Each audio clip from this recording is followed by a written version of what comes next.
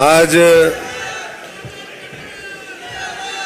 भारत माता की, भारत माता की बोले सोनिहाल।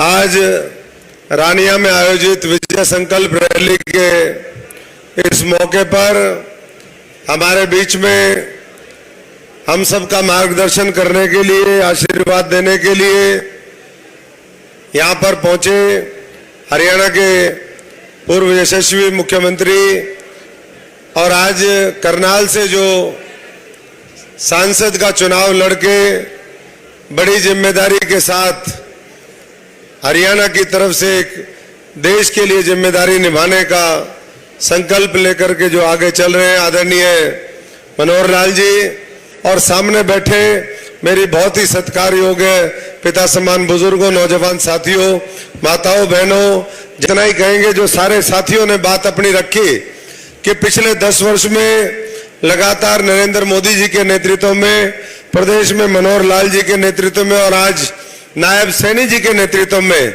जिस तरीके से गरीब किसान मजदूर के लिए, हमारे कर्मचारी वर्ग के लिए, छोटे छोटे दुकानदारों के लिए, हमारी माताओं बहनों के लिए, हमारे नौजवान साथियों के लिए जो योजनाएं बनी और जिस तरीके से उन योजनाओं ने जमीन पर, धरातल पर उनको उतार करके लोगों का हित किया गया, लोगों का जिस तरीके से सशक्तिकरण किया, लोगों को जिस तरीके से न्याय मिला, वो अपने आप में एक मिसाल है, अभूतपूर्व है। आज हम गांव में जाते हैं तो सैकड़ों करोड़ रुपए के प्रोजेक्ट एक एक गांव में आए हैं। पहले गांव के चौक चौपाल चौराहे पर जाते थे तो उस समय धूल उड़ती थी और लोगों की मांग होती थी जी ये चौक पक्का कर दो। आज वो गलियां नालियां छोटी छोटी जरूरतों से लेकर के, जहां एक तरफ 10 करोड़ शौचालय आदरणीय नरेंद्र मोदी जी ने और प्रदेश की सरकार ने, मनोहर लाल जी ने बनवाए, वहीं मैं समझता हूं 4 करोड़ हमारे इस गरीब लोगों को छत देने का काम किया। कोरोना के दौरान जो योजना शुरू हुई 80 करोड़ लोगों को मुफ्त का राशन देने की, वो आने वाले समय में 5 साल में आगे भी जारी रहे, ये संकल्प लेकर के सरकार काम कर रही है। एक तरफ ये गरीबों के कल्याण और किसानों के खातों में सीधे पैसे डालने का जो 4,500 करोड़ रुपया इस संसदीय क्षेत्र में पूरे देश में, अगर मैं समझता हूं कि कहीं एक पार्लियामेंट में सबसे ज्यादा किसान सम्मान निधि, फसल बीमा योजना का मुआवजा अगर कहीं डला है तो सिरसा पार्लियामेंट है साथियों। इसलिए मैं तो आप सबसे आग्रह करता हूं कि जो बड़े बड़े संकल्प लिए और आज भारतीय जनता पार्टी ने पूरे करे, नरेंद्र मोदी जी ने पूरे करे, राम मंदिर से लेकर के धारा 370, हमारे महिलाओं के लिए आरक्षण, और दूसरी तरफ एयरपोर्ट बनाना, बंदरगाह बनाना, छोटे छोटे रोड, रेलवे के प्रोजेक्ट, आज ये उसी का प्रतीक है कि ये आने वाला जो समय है 140 करोड़ लोगों की भावनाओं के अनुरूप काम करने वाला है। विकसित भारत का संकल्प लेकर के आज हम सब रानिया के लोगों के बीच में यहाँ पर पहुंचे हैं और मुझे लगता है कि रानिया भी तैयार है उस संकल्प के साथ जुड़ करके इस भारतवर्ष को America, England, Germany, Japan, France जैसे जो विकसित देश है उसकी श्रेणी में खड़ा करने के लिए। इसलिए साथियों, एक बार फिर पूरी ताकत लगाइए और 25 तारीख को विजय संकल्प रैली के इस माध्यम से इतना ही कहूंगा कि इतने बटन दबाइए। पिछली बार 3 लाख से ज्यादा से ये सीट हम जीते थे, उस समय मोदी जी का 5 साल का कार्यकाल था, आज 10 साल का कार्यकाल है और इतने बड़े बड़े तोहफे दिए। करतारपुर कॉरिडोर साहब जो बाबा नानक की धरती है उसको देशवासियों को जोड़ने का काम किया। अंत में मैं एक बार फिर सबका आभार प्रकट करता हूं और सबसे आग्रह करता हूं कि 4 जून को जब हमारे मशीनें खुले, मशीनों की गिनती हो, तो 25 तक हम 15 दिन इतना काम करें, इतनी मेहनत करें, एक एक घर, एक एक जन जन तक जाएं और सुनिश्चित करें कि हमारी मजबूत हिस्सेदारी आने वाली सरकार में, केंद्र की सरकार में नरेंद्र मोदी जी के नेतृत्व में हो। सब पहुंचे। आप सबका एक बार फिर बहुत बहुत स्वागत, बहुत बहुत धन्यवाद। जय हिंद, जय भारत, भारत माता की। रानिया की इस धरती पर मित्रों, आज की इस रैली में मंच पर विराजमान हमारे यहाँ के प्रत्याशी डॉक्टर अशोक तंवर जी, बोध जी, गोविंद कांडा जी, मित्रों, समय बचाने के लिए बाकी नाम मैं नहीं पढ़ रहा हूं। भाइयों बहनों, जैसा अपने को पता है कि लोकसभा का ये चुनाव है और ये कोई साधारण चुनाव नहीं है। इस बार देश में एक ऐसी मांग है कि जो सुधार मोदी जी ने 10 साल में किए हैं उनमें बहुत आगे गुंजाइश है उन सुधार को करने की। तो अगले 5 साल में एक अच्छे बड़े बहुमत से और हमको ये सरकार लेकर के आनी है। हम जानते हैं कि पिछली बार कांग्रेस केवल 52 सीटों पर जीती थी और जो यूपीए है उनके सहयोगी दल मिला के 91 सीटें थी। और अगर एनडीए की बात करें तो 343 सीटें एनडीए की थी। अब 343 से हम तो 400 मांग रहे हैं, आशा करते हैं 400 मिलेंगी। लेकिन वो लोग जो सिर्फ 91 सीट पर थे वो खाली राज करने के आंकड़े तक भी पहुंचे, 272 पहुंचना पड़ेगा। किसी भी कारण से वो तो 2 गुना से ज्यादा चाहते हैं, हम तो 343 से 400 मतलब केवल 57 सीट ज्यादा करना चाहते हैं। तो आप मान के चलिए गुंजाइश तो 400 की है, न कि यूपीए कहीं भी नजदीक पहुंच पाएगा। यूपीए पहुंचने वाला नहीं है नजदीक। आज कांग्रेस में एक बहुत बड़ी बौखलाहट हो गई है और उस बौखलाहट में एक बौखलाहट तो यह है कि मोदी जी ने जो 10 साल में काम किए वो 55 साल में नहीं कर पाए। मित्रों, 55 साल में जो नहीं कर पाए वो मोदी जी ने 10 साल में कर दिए। कांग्रेस के नेताओं में एक हीन भावना घर कर गई है। उनको लगता है कि हम कहीं के नहीं हैं, कि उनके नेता और भारतीय जनता पार्टी के नेता लोग तुलना करते हैं। एक तरफ विश्व प्रसिद्ध नेता नरेंद्र मोदी और दूसरी तरफ राहुल गांधी, जिसका कोई हिसाब किताब उसको आता नहीं, संस्कार उसको पता नहीं, जनता के साथ जुड़ाव नहीं, ऊपर ऊपर हवा में घूमते हैं।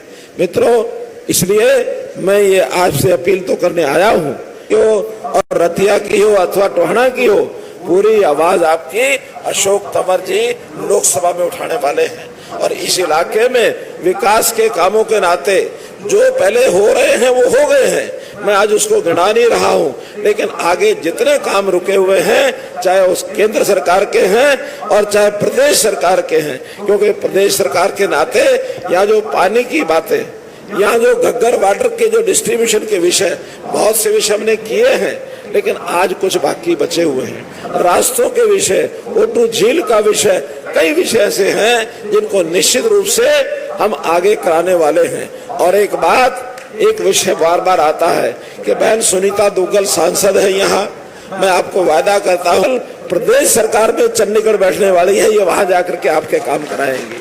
दिया, बिजली का बल्ब दिया और साथ में गरीब परिवार के लिए उसका जो बीमारी पर खर्च होता है 5 लाख रुपए का बीमा किया। 5 लाख का बीमा सब गरीब परिवारों को तो किया ही था। अब तो इस हमारा जो नया संकल्प पत्र है उसमें ने कहा कि परिवार का कोई बुजुर्ग 70 साल से ऊपर, हमारी कोई बूढ़ी अम्मा, ताई, चाची कोई भी होगी, हमारे जो बड़े बुजुर्ग हैं उनको 5 लाख रुपए का हर व्यक्ति के हिसाब से अलग से बीमा मिलेगा। इसलिए पहले वाला 5 लाख अलग और बुजुर्गों का 5-5 लाख अलग। मित्रों, कितना बड़ा एक समाज के बारे में सोचा उन्होंने। बीमारी से गरीब आदमी सब कुछ लुटा बैठता है, लेकिन बीमारी का जो खर्च है इसका बोझ सरकार ने अपने जिम्मे लिया है। एक बहुत बड़ा उपकार उन्होंने किया है भाइयों बहनों। तो हम लोग थोड़ा विचार करके आगे बात को बढ़ाए कि हमारा प्रत्याशी वहां जाएगा तो सरकार का भागीदार बनेगा, केंद्र सरकार का भागीदार बनेगा। और अगर कोई कांग्रेस का प्रत्याशी जाएगा तो वही विपक्ष में बैठने की नौबत उसकी रहेगी, उसका कोई वैल्यू नहीं होगी। इसलिए हमारे भाई अशोक तंवर एक संघर्षशील व्यक्ति हैं। इन्होंने कांग्रेस में रह करके जो संघर्ष किया, लेकिन इनाम क्या मिला? इनाम इनको मिला, इनकी पिटाई मंच पर की गई, इनको घायल किया गया। और इनको जब घायल किया था, भले कांग्रेस में प्रदेश अध्यक्ष थे, मैं उस समय मुख्यमंत्री था, राम मनोहर लोहिया हॉस्पिटल में मेरे मन में पीड़ा हुई। मैं मिलने के लिए अशोक जी गया कि नहीं गया? याद है ना?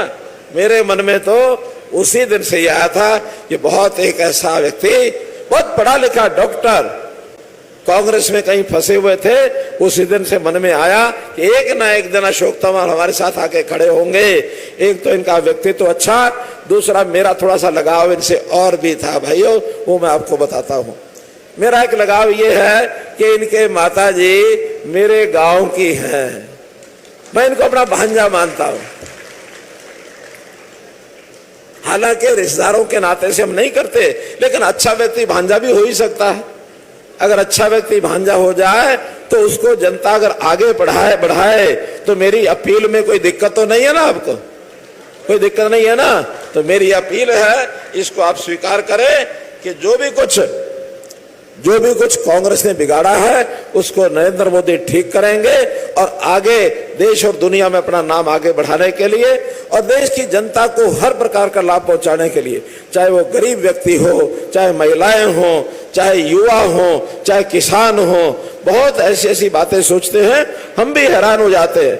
जिस दिन उन्होंने घोषणा की थी कि हर किसान के खाते में 6,000 रुपया साल का जाएगा, अब 6,000 रुपया किसानों के खाते में मित्रों आता कि नहीं आता है? आता है ना, आता है।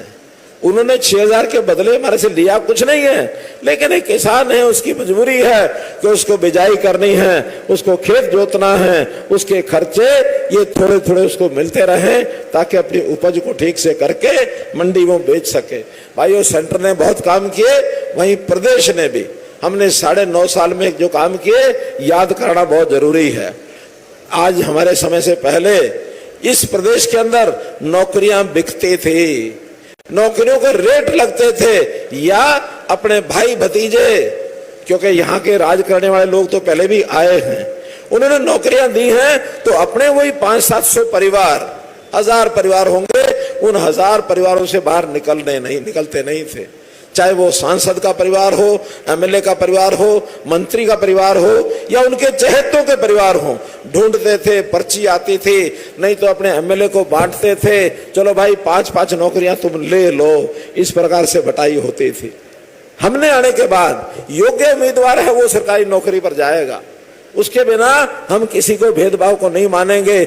आज मैं जिन गांव में जा रहा हूं, हर गांव में कहीं 50, कहीं 60, कहीं 70, कहीं 100 ये नौकरियां लगी, कोई पैसा नहीं लगा। भाइयों, अगर किसी का कोई पैसा लगा हो बताओ, न लगा हो तो मेरी बात का समर्थन करो। किसी का कोई पैसा लगा नौकरी में? कहीं कोई लगा क्या? बहुत गांव में इस सिरसा जिले के गिना सकता हूं जहां 50-50, 60-60 लोगों की नौकरियां लगी। रिसालिया खेड़ा में बता रहे कि 250 नौकरी लगी है, बिना किसी सिफारिश के, बिना पर्ची, बिना खर्ची के। एक गांव का नाम आप चेक कर सकते हो जाकर के। भाइयों बहनों, हमने किसान के लिए 14 फसलें उसकी एमएसपी पर खरीदनी शुरू की है, और फसल खरीद के ये हमारी योजना थी कि पैसा अब सीधा किसान के खाते में जाएगा और कहीं नहीं जाएगा। जो किसान अपने पैसे के लिए तरसता रहता था, बेटी की शादी करनी है तो उसको जाके मांगना पड़ता था कि भाई मेरा हलवाई करा दो, मेरा कहीं कपड़ा खरीद के दे दो, मुझे कहीं सामान खरीदना है, बेटी को पलंग देना, कुर्सी सोफा देना, कुछ भी देना है, तो हमारा भाई कोई ना कोई जाके पर्ची लेके आता था। आज हमारे खातों में लाखों रुपए पहुंचते कि नहीं पहुंचते? जरा हाथ खड़े करके बताओ, पहुंचते कि नहीं पहुंचते? पहुंचते हैं। आज तो हमारे दुकानदार भाई को, जिसके पास पहले हमारा पैसा रहता था, आज उसको जरूरत होती है तो किसान भाई के पास चल के आता है कि भाई कि मैं पैसे पड़े हो तो जरा मुझे दे दो, मेरी जरूरत है। आते कि नहीं आते हैं?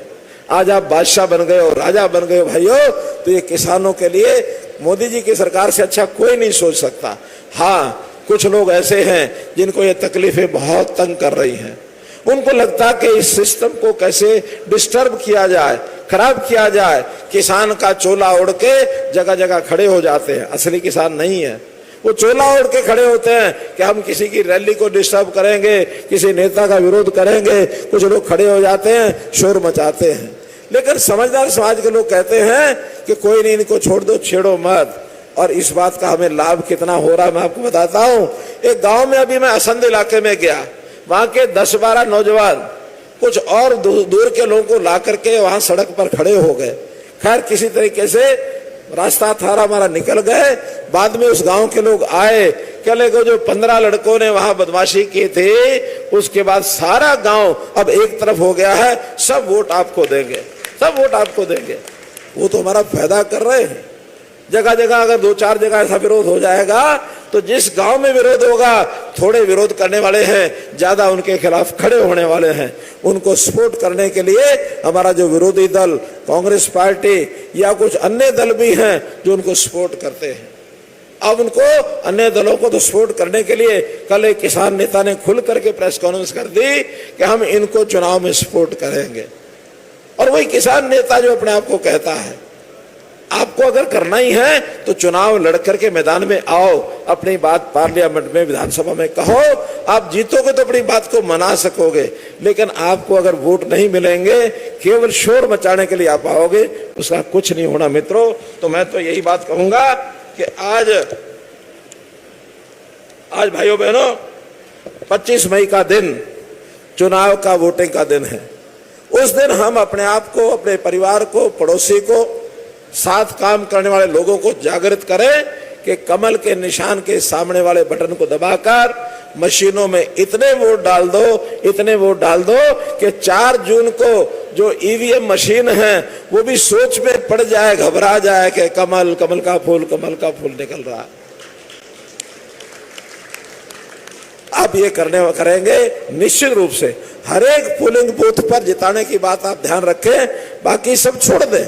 लोकसभा बहुत बड़ी है, यहाँ का व्यक्ति टोहना की चिंता मत करे, यहाँ का व्यक्ति कहीं रतिया की चिंता मत करे। अपने रानिया के एक एक बूथ को हम लोग जिताने की बात करेंगे। तो एक कहावत कही गई है कि बूथ जीता तो चुनाव जीता, बूथ जीता, बूथ जीता। तो जितने हमारे कार्यकर्ता हैं पार्टियों के अथवा और जो हमारे सहयोगी हैं, समर्थक हैं, अपने अपने बूथ के 1000 वोटों के ऊपर टूट पड़ो और 1000 बूथ में से 1000 जो मत हैं उनमें से हम कैसे 700-800 अपने हित में करा सकते हैं। 900 की 950 की पोलिंग कराएं, 700-800 बूथ बीजेपी को डलवाएं, तो निश्चित रूप से बड़े मार्जिन के साथ हमारी ये सीट भाई अशोक तंवर जी को जिता करके आप पार्लियामेंट में भेजेंगे। आपकी आवाज उठाई जाएगी। आप इतनी बड़ी संख्या में आए, आपका बहुत बहुत धन्यवाद, बहुत बहुत आभार। संजीवनी अस्पताल बाल एवं शिशु रोग, general surgery, plastic surgery, neuro surgery, नेत्र रोग, फिजियोथेरेपी, स्त्री एवं प्रसूति रोग, हृदय एवं शुगर रोग, हड्डी एवं जोड़ रोग, कार्डियोलॉजी, दंत रोग, इमरजेंसी चिकित्सक सुविधाओं में एक भरोसेमंद नाम है। ICU, NICU, cath lab, hair transplant, private कमरे, urology, CT scan, laparoscopy, accident, trauma, heart attack, जले का इलाज, डायलिसिस की सुविधाएं उपलब्ध हैं। सभी मरीजों को खाना फ्री दिया जाता है। आयुष्मान भारत हरियाणा सरकार और रिटायर्ड फौजी भाइयों के इलाज, इंश्योरेंस और TPA पैनल पर सभी सुविधाएं उपलब्ध। पूछताछ मोबाइल नंबर 7027566691। हमारे रहते आप बेरोजगार क्यों हैं? सरकारी नौकरी की सबसे अच्छी तैयारी, सबसे अच्छे अध्यापक, सबसे कम फीस, हरियाणा का नंबर 1 कोचिंग सेंटर ICS